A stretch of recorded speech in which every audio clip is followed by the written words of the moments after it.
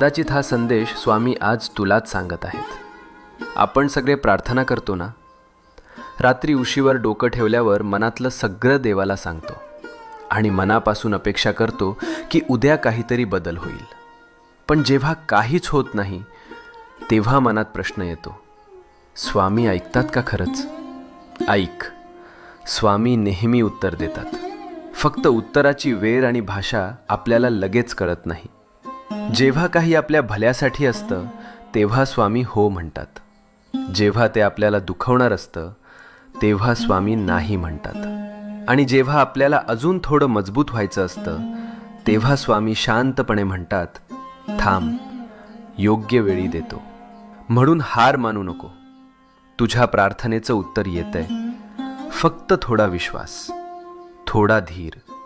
मनात शांतपणे म्हण, जय स्वामी समर्थ.